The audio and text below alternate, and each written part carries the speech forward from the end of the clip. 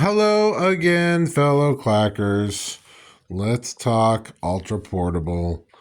As some of you may know, if you've caught up with me on my motorcycle adventures, I travel with a near identical machine. 1951 Smith Corona Skyriter. They were making these nice and small and ready to go. And this thing is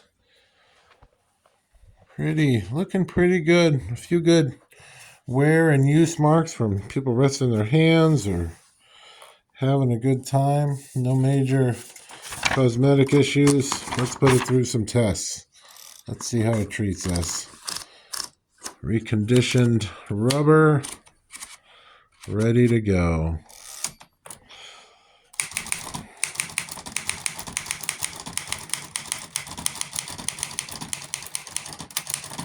Well, this is obviously new rubber.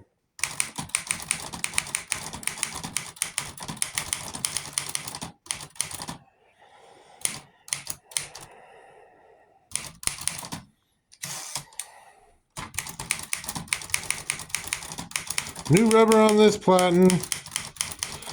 These things are great. Minus the tab, everything else is here. You've got the margin release, of course. When you get to the end, you need to do just a few more characters. That's what the margin release is for. Great backspace.